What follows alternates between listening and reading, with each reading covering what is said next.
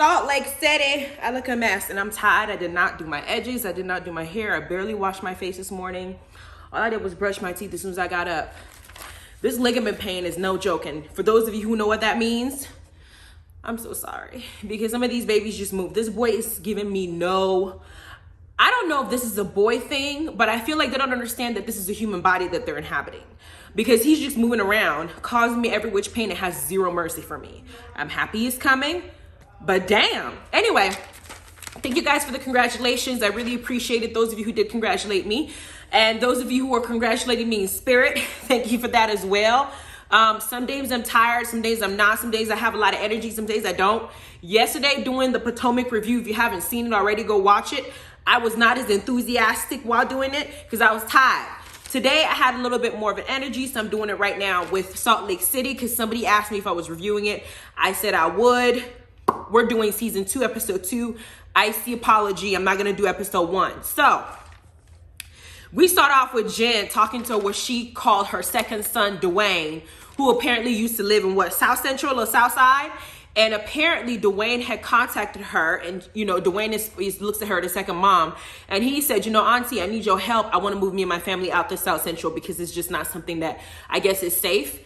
And she didn't even answer him. She was so engulfed. I think, for me, Jen strikes me as extremely self-centered, selfish, somewhat, she kind of had this over-dramatized gaslighting thing about her, where when you call her ass out, she starts resorting to self-pity. I have a sister that does that shit. And I told her, I don't give a fuck about your tears. You are not going to die from crying. So if you want to shed tears all you want to, here's a tissue. But you're going to have to listen to what I have to say, whether you like it or not. Them tears don't move me at all. Jen is that type of person. And when she finds herself back to a wall is when she actually decides to act right. Last season, Jen made an ass out of herself. She acted a damn fool. Her husband actually had to tell her that he was embarrassed by her behavior. And last episode, she told us that he almost divorced her ass during the pandemic. So now she's trying to redeem herself because probably a lot of people on Twitter had a lot of shit to say about her behavior and her erraticness. And last season in the reunion, everybody read her ass to filth. The only person that stood by her side was Lisa. So she's trying to redeem herself by making amends with everybody. And one of the things she wants to do is fix not just her family, but her friendships that she backed away from. So she decided to now call Dwayne back and move his ass and his family out of South Central to be an aunt that she had not been behaving like for a very long time because she was too busy worried about herself. Now, I understand that depression is a huge issue for people and Jen goes through a lot, but I'm not negating that depression is not a mental health issue that demands attention because I have people in my family that do fight depression and I have my own, very, very close to me. But I don't want that to be I don't want that to be an excuse. If you're depressed, I understand that you're depressed, but I don't want it for somebody that you do something wrong to people when they talk to you, use depression as an issue. If your son, so-called, because she called Dwayne her son, told you that his family's in danger in South Central and they need help, and you wait till the first season of Salt Lake City is over and all this shit is happening to now come out and help him out and then say that depression was the issue. I don't know. I just don't know with Jen. I don't know the right words to use. If y'all understand what I'm saying, please leave me a comment because I'm trying to explain this and I don't know how to articulate it to where I don't insult somebody because I'm not negating the fact that she went through something. It's just I don't want that to be the excuse she uses every damn time she gets called to the carpet. So she decides to call Heather and meet up with Heather to try and make amends. But she also tells us that she kept Heather on ice for 2 months after the reunion. She didn't want to talk to her. She basically forgot about their friendship because, again, she was doing her own thing. So now she wants to try and fix things with Heather, and Heather agrees to meet up with her. Then we get to Meredith and Seth's relationship in Utah. Meredith and Seth had a horrible relationship. They have this thing where it's back and forth, back and forth, back and forth. And their son, Brooks, has been made a topic for their family drama if it's not their relationship getting back together. Now, they have this whole makeout session and whatnot, which was cute to show us that they're in love and whatever, which was nice. Seth came in wearing his little mask, but Meredith actually contacted, she was talking to Brooks on FaceTime.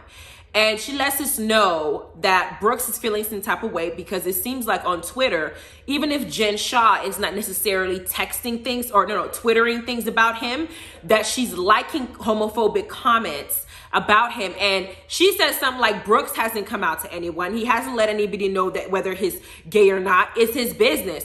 And while I think it's his business to come out the closet when he's ready, I don't know. My gaydar is pretty good.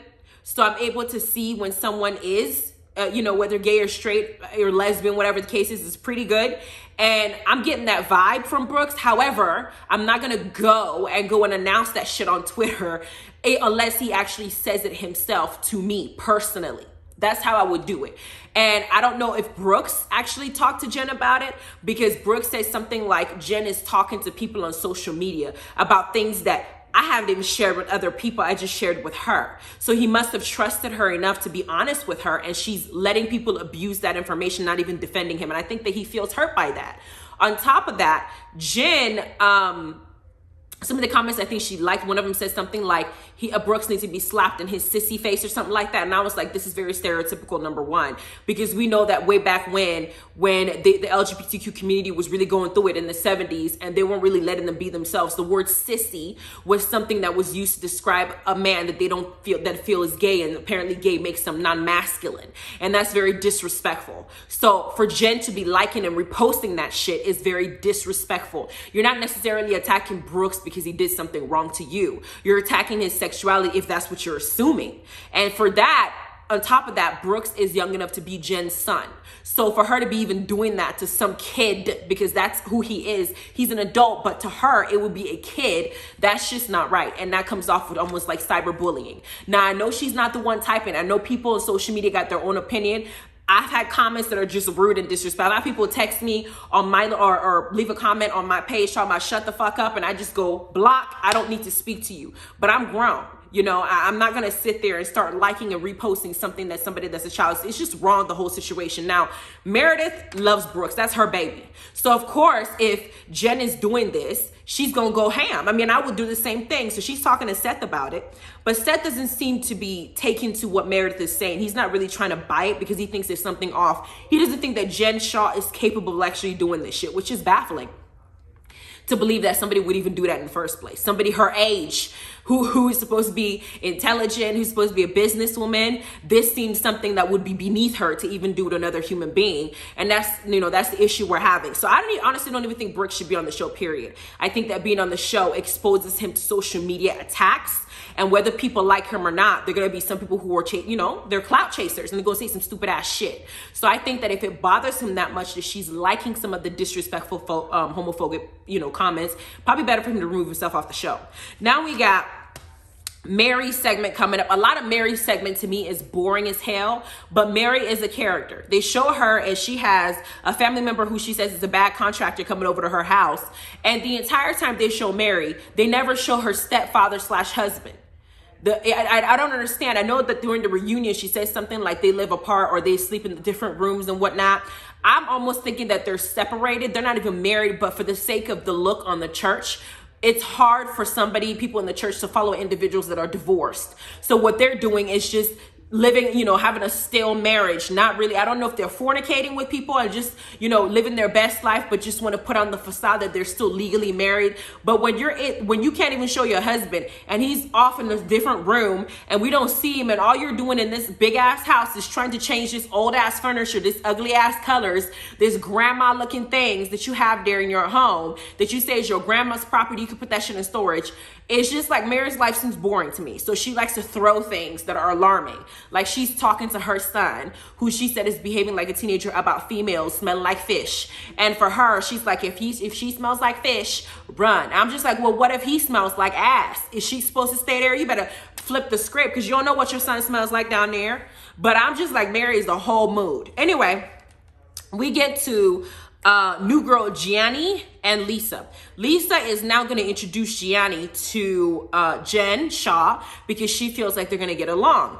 And she shows up to Jen's house with a love sign, and they want to make pants that they're going to wear together and go out. Jen is like, we don't even know how to cook. How the hell we going to make this damn pants? And I'm wondering how the hell y'all going to put in some hard work, because it seems like y'all businesswomen like to order people around, but you don't want to do the actual hands-on dirty stuff. But she says she wants to do it, so go for it. But while they're meeting, Lisa lets Jen know that she went to Shabbat dinner with Meredith, and she explains to Jen the issue that Meredith has with her. with her posting shit about Brooks. Or liking and reposting. And Jen actually admits to her that she is doing that on Twitter. So Seth, when you watch this, boo, you need to understand that Jen is doing this shit to your baby. But she's now saying that she's doing that, but she doesn't think it's that bad because Brooks said some derogatory, something about her vagina. I said, I don't think Brooks said anything about her vagina. It's not like he said it stank. It's not like he said it was raunchy. It's not like he said he was, she had a whole national forest down there. It's not like he said that she lifted her legs and the entire bush attacked his face. What he said was, she's a grown woman lifting her legs and I could see everything and she ain't got no drawers on. If I remember, that's what he said. That's not really like anything bad. I mean, hell, Tommy from Love and Hip Hop got into a fight with Tiara and she ain't got no panties on either. But it's not like he said anything bad. We know females don't wear panties sometimes, especially if they're super freaks. They just want to get it in and get it done. I don't see what Brooks said that's that bad for you to be going here and reposting homophobic comments about a guy who clearly is not ready to come out the closet or to let people know whatever his sexuality is, gay, straight, whatever, fluid, whatever. He's not ready to talk about it, especially when he's in Utah where everybody there is so conservative. You can't even drink wine. He don't want nobody knowing his business and you out here doing that all because he said that you showed your vajayjay at his mama's house. Girl, Jen, you're a petty and you're looking for an issue to have with Meredith, and because Meredith told your ass that she don't want to deal with you in the reunion, you're going after her kid because she is disengaging with your ass. So you're going to attack the person that's not going to disengage with you. But she admits this to Lisa, and Lisa knows how stupid Jen sounds. Gianni knows how stupid Jen sounds, but this is the issue that Mary keeps bringing up. When Jen does something crazy in front of these heifers, they're so afraid of her temper that they're not being transparent with her. Lisa and Gianni need to be decent friends to Jen and tell her that she looks a damn fool attacking a kid on Twitter by reposting shit when this kid is old enough to be her own son. It's dumb, Jen. You look stupid. But that's her excuse. And then she follows it up by saying, well, I've apologized to Meredith 1,000 times. I don't know why she doesn't want to forgive me. Bitch, you apologized and then went on Twitter instead of reposting disrespectful shit and liking it about her son. Was she supposed to forgive you for that? Jen just likes to act aloof and then play guilty. I'm sorry. I don't sympathize with Jen right now. I just don't, because I think that she needs to grow up. She needs to grow up. Then we have Heather and Whitney meeting up, and Whitney tells Heather, I don't think your ass should go meet with Jen because Jen is not going to change. Okay. And Heather says something like, well, Jen thinks that, Jen is a good friend to me when we're good. She loves me. She just needed time. She just needed this. Whitney's like, girl, when your mama tells you not to go there and touch the hot pot, your ass shouldn't be going there to touch the hot pot because you know it's hot. And that's what you're doing. Heather has Jen has a hot temper and you keep chasing the beast. Maybe Heather wants Jen to be her storyline now that she can't use the whole I'm divorced, the Mormon, my kids are this. And she did her business last season. The only thing that Heather can grab on for a storyline is she latches herself onto Jen. Heather, Mary said that your ass is two-faced. It seems to me so far that Heather, the only storyline you have is to go and latch onto Jen, and whatever drama she does will be your storyline. So I'm looking at Heather sideways right now because nobody in their right mind, unless you are paying them, will go back and talk to somebody who you said called your ass racist, bitch. If your ass is not, I just won't do it. And Heather is smart. She ain't that dumb. All that blonde hair, I know that's stereotypical, child, but she ain't that dumb. Anyway, so we get to Gianni, and we get to Gianni's family and her husband Dewey with their 3 kids. They're making food, but the issue with this scene is not just displaying the Vietnamese family and letting us know that in Vietnam, the sign of wealth is if you have a lot of children. Apparently 3 is not a lot. I'm like, bitch, what's a lot? My husband had 5 before he met me. This is baby number 6. Gladly, I did the math because I have a master's in mathematics. I have more of a mathematician type mentality. So I thought to myself, okay, my husband's youngest is 14. My husband's oldest is 14. His youngest is turning 10 this December. Okay. Which means by the time my baby is born, which is supposed to be around January, there is a 10-year gap between my firstborn and his lastborn. By the time my baby even hits 10 years old, we intend to put all these kids through college and then some. They need to have their career going so we can focus on the younger ones. I did that math in my head. Now, to me, that's a lot of kids. But 3 is also more than enough. I don't know why. And for those of you who think, oh my gosh, this man had 5 kids before she married her. Yes, child, I thought the same thing too. But my husband is a good father. He just had them young. When you don't have good upbringing and, you know, you make a lot of mistakes. It happens. But I like the fact that the type of parent that he is, because all his kids are very friendly and I love them. So I'm cool with it. Don't judge me. Okay, so we get to Whitney and her family. Okay. And Whitney basically is letting us know that she has her own business, Iris and Bew, and that she wants this business to get to billion dollar status. So far, their goal was to make a revenue of, I think, 10K a month. And this last month, they hit 15K. Way to go, Whitney, with your smart ass. And she's talking to him and she's saying that since she started being a businesswoman, the sex has gone less in their marriage. I don't know what it is about men, but it seems like some men, when their women are successful, it turns them off. Why? I don't understand that. Because Whitney said we used to do it every day damn near. Now it's like 2 or 3 times a week. And it's not just that. It's so robotic. The freaking producers messy ass, or people, the camera crew, whoever the hell it is so messy. They asked Whitney in the green screen, so what's your definition of robotic? Whitney gets up there and does this slow motion. Okay, are you done? Are you finished? Okay, well, hold on. I'm tired. Are you gonna get to it? All right, hurry up and just nut and get off me. She's talking about, and then the shifting in positions is like robotic. Okay, we know that when you get into this bed, we're gonna start off missionary, right? We're gonna make out. You might go down on me.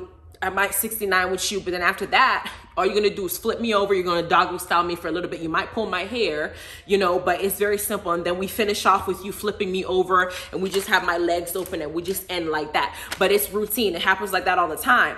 And then they asked her, well, what do you consider non-robotic? And she said, non-robotic is when you're looking at the person like, oh my God.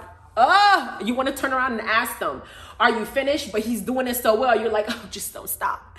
That's what she wants. She wants to be like, she wants the pole to be in the room. She wants one leg to be above her head. She wants both legs to be up and him to be like riding her. She just doesn't want to be dog. She wants to be doing the splits on him. She wants to be out there screaming for joy. She wants the fire alarms to go off and the car alarms across the street to go off. She wants there to be fireworks in this room like it used to be on a daily basis. It seems like I got money and you lost your heart on. I mean, I feel for Whitney. But girl, tell him that you want him to make you call him daddy, because so far he's not doing it. And I love that she's expressing herself. His excuse was, well, you're usually tired sometimes. And she's like, I'm over here the one asking you for sex. Obviously, I'm not that tired. Stop lying. Let this money, hell, we can even do it on top of the money, just to do me as often as you used to do. And I think that he needs to hear her, because Whitney's young and gorgeous. If you don't give her what she wants, she's going to find somebody else. And y'all know that you got married by cheating on your significant other. That means it's not above her to do it. Remember that, man. Anyway, Jen and Heather meet up at the Ice Castle. Jen is doing something extravagant as usual. She planned a whole day for her and Heather to meet and, you know, fix their friendship. Her idea was, she said that we've been sitting on ice for 2 months and let's try to fix this now that the cameras are on. So they get there and it's this big ass ice thing. It's beautiful, but you can't walk through it. So she comes sliding on something and she says hi to Heather, and they're going to this little cut. And there's a fireplace, there's a chair, she got a bouquet of flowers, she got churros. I mean, she made it look like she's about to wine and dine and serenade Heather. So Heather's like, oh, this girl is stalking me in. I was like, bitch, she is me too. This looks so romantic. But they get to sitting down and they get to talking. Jen, of course, wants to act aloof. The first thing that she tells Heather is, well, I don't know why it is you're mad at me, but tell me the reasons. And I'm like, bitch, were you not there in the reunion when Heather was saying that you were telling people that the only way that she can be in the movies is if she goes in there as Shrek? Were you not there when she said that you were out there tweeting some crazy ass shit about her, and you also called her racist because she told you that you were being aggressive? And she said, when you tell me I'm aggressive when I haven't done anything, I'm like looking at Jen. I said, you know what, Jen? I'm a black woman. I mean, I'm for real like a black woman. And there's a statistics that says that African Americans and Africans in general have a tendency to be able to pick up any form of stereotypes or racism a lot faster than a lot of racists. It's been proven statistically, because it seems like this is something that we experience in our culture. Doesn't mean that other cultures don't. I'm just saying that the statistics say that African Americans are very quick and very good at picking these biases up because of what we have experienced growing up in our life. Now, is it, I know that when you categorize an African-American woman as being aggressive when they're not doing anything wrong, kind of what happened with OG, in Basketball Wives, I can speak truth when I see it.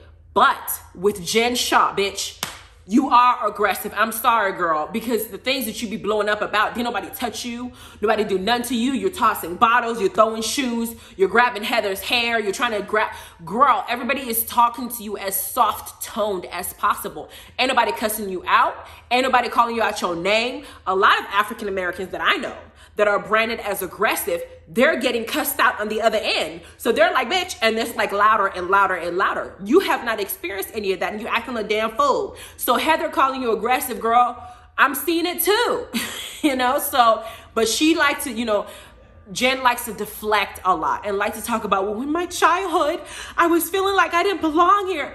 Bitch, you were not the only one that felt like you didn't belong. I did too.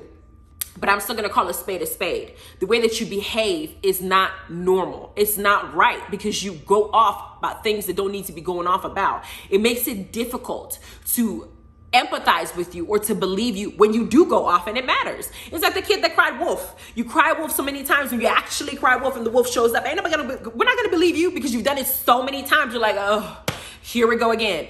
But then Heather is talking to her, and Heather actually pulls up text messages saying, this is what you said about me. What did she say? Did I write it down? Did I write it down? I don't have it in my notes. But she pulls it up. She talks about after the show, I believe she said that Jen went on Twitter telling people that she was racist, and her children had to see that shit. Her friends had to see that shit. And Jen Shah knows damn well that Heather ain't no damn racist. And she said that to trigger people because she thought that that was going to get a lot of attention on Twitter because Jen likes attention. So while Heather is saying this, Jen is like, well, you did this. Jen starts gaslighting the fuck out of her and boo-hooing, like I said, and doing self-pity thing, like I said. And Heather goes in the confessional saying, bitch, I said you were aggressive because your attitude and your behavior is what displays that. Why don't you take responsibility for that? So after Jen goes into this spiel and this fake tears I'm telling you about that she always does. I mean, she's like Candace from Potomac. Y'all just have a tissue on standby every time that she has to apologize to somebody. She's gonna do that fake ass cry, right? So she gets done with it, and Heather's like, you know what? I think that we can move forward, but I don't think I can trust you. Jen goes, well, I need you to trust me. I'm like, Jen, I don't know if you think your tears are that powerful. They're not that powerful. I don't know how you could think that you can cry over and not take responsibility for anything. Your tears don't mean you take responsibility. Hell, I had to tell that to my sister. I don't give a damn about your damn tears. I don't care if you cry tears of blood. You need to change your behavior while you're crying that tears of blood. Otherwise, we won't have a relationship. It's going to be a problem. So Heather decides to try and rebuild with Jen over time. But I like that Heather didn't sit there and say, well, I'm just going to sit there and say, because you cried, we're going to be good. So that's how this episode ends, with them eating their, you know, trying to start their friendship by eating a churro. They show next week's episode. And of course, they get to the scene where Meredith is now attacking Jen for liking and reposting tweets. And Jen does the typical Jen thing when she's back on the wall. I don't know what you're talking about. Bitch, did you just admit to Lisa and Gianni that that's what you were doing? I mean, this is what I mean about Jen. Jen is just, Jen, it comes off as fake to me. I'm sorry, she does. I like that she's good for the show because she's drama, and this is reality TV. We need that in our life. But she doesn't come off as a genuine person. Let me know what y'all think about this episode. Leave your comments below. I'm still gonna do my what's it called, Nikita review. I might do it today, later today or tomorrow. Yesterday I got so tired and my stomach was hurting I couldn't get to it, but I do intend to do it this week. I'm not gonna let that one go because I have a lot to say, because it pissed me off and it triggered me internally. Okay, so you guys have a good rest of your day, and I'll see you next time. Bye.